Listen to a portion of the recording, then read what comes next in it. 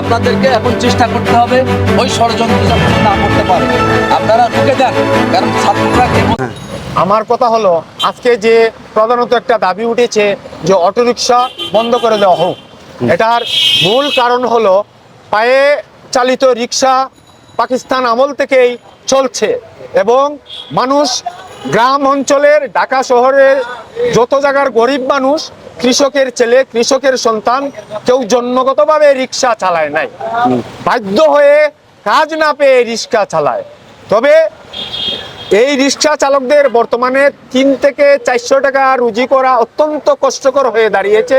তার প্রধানত কারণ হলো অটো রিক্সাগুলি আগে যেভাবে চলছে সেভাবে নয়, তারা প্রধান সড়কে চলে এসে যানজট সৃষ্টি করছে।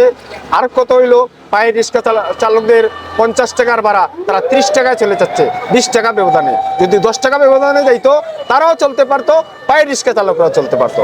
এবং পায়ে রিক্সা যে গতিতে চলে তারা আর বেশি গতিতে চলে, এতে রাস্তায় নানান ধরনের সমস্যা হয়। তা আমি দাবি করব যে অটোরিকশা আগে যেভাবে চলছিল সেভাবে যেন চলে, শহরের বাইরে, শহরের ভিতরে অটোরিকশা যাতে না চলে। কারণ অটোরিকশা একেবারে বন্ধ করে দাও সেটা আমি বলি না, কারণ অটোরিকশার লক্ষ লক্ষ কোটি কোটি টাকার পার্টস বিদেশ থেকে আসছে, কারণ আমাদের সরকার এগুলা বেট নিয়েছে এক সময়। তাইলে এটা আমাদের দেশের সম্পদ, এটাকেও নষ্ট করা যাবে না।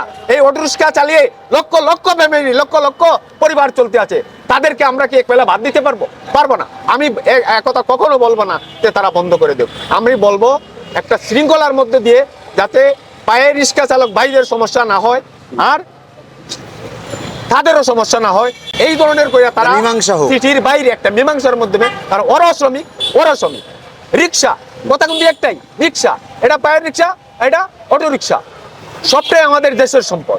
তাহলে নিজেদের মধ্যে ঝগড়া করে অথবা যদি কেউ তার ভিতর দিয়ে উস্কানিমূলক কোনো কিছু এনে থাকে সেটাও আমরা দেখবো। অটো রিক্সারও কি কোনো ইয়া নেই, ওরা কি নাম প্লেট দিয়ে চলে না? অটো রিক্সা, অটো রিক্সার কোনো প্লেট নাই। আমি আমার এখানে দাবি তুলেছি 10টা দাবি, আমি 10টা দাবি আপনার যদি ধৈর্য ধরেন আমি বলে দেই। দাবি আমি বলছি, ছাত্র গণহত্যাকারী ফ্যাসিস্ট হাসিনা ও তার দোসরদের গ্রেপ্তার করে বিচার করতে হবে, সর্বোচ্চ শাস্তি দিতে হবে, যেন ভবিষ্যতে কেউ জনগণের উপর জুলুম নির্যাতন করার সাহস না পায়। এটা আমার 1 নম্বর দাবি। 2 নম্বর দাবি হলো ছাত্র জনতার গণ অভ্যুত্থান নিহতের তালিকা প্রকাশ করে তাদের উপযুক্ত সম্মান, পরিবারকে ক্ষতিপূরণ দিতে হবে, আহত পঙ্গু অন্ধ হয়ে যাওয়াদের সুচিকিৎসা রাষ্ট্রীয়ভাবে করে তাদের পুনর্বাসন করতে হবে। 3 নম্বর দাবি আমার, পায়ে চালিত রিক্সা চালকদের ঢাকা শহরে নির্দিষ্ট রাস্তায় অবাধে গাড়ি চালাতে দিতে হবে, প্রতিটি রিক্সার জন্য নতুন লাইসেন্স দিতে হবে এবং পুরাতন লাইসেন্স নবায়ন করতে হবে। রিক্সার লাইসেন্স করার ক্ষেত্রে যে কোনো হয়রানি দুর্নীতি হয় তা কঠোরভাবে তদারকি করতে হবে। আমার 4 নম্বর দাবি হলো মোটর চালিত রিক্সা ঢাকা সিটি কর্পোরেশন এলাকার বাইরে যেন বৈধভাবে চলতে পারে, সেজন্য সেসব মোটর চালিত রিক্সাকে লাইসেন্স দিতে হবে এবং দৈনিক জমা সরকারকে নির্ধারণ করে দিতে হবে। তোমাদের জমা কি মামা? আচ্ছা পুরোটা বলো। হ্যাঁ, আগে ছিল 300 টাকা, এখন 400 টাকা করেছে অটো রিক্সার। আমি অনেকের কাছ থেকে চাইছি এই জন্য আমি এই দাবিটা তুললাম। আমার 5 নম্বর দাবি হলো রাস্তায় পুলিশ কর্তৃক রিক্সা উল্টো করে ফেলে দেওয়া, রিক্সার হাওয়া ছেড়ে দেওয়া, গদি নিয়ে যাওয়া প্রভৃতি নির্যাতন বন্ধ করতে হবে। আচ্ছা। 6 নম্বর, ঢাকা সিটি কর্পোরেশন এলাকায় প্রতিটি রিক্সা গ্যারেজ থেকে এক শ্রেণীর দুর্নীতিবাজ পুলিশ কর্মকর্তা কর্তৃক প্রতি সপ্তাহে তোলা কালেকশন বন্ধ করতে হবে। আমার 7 নম্বর দাবি, সরকারি হাসপাতালে বিনামূল্যে চিকিৎসা সেবা ও ওষুধ দিতে হবে।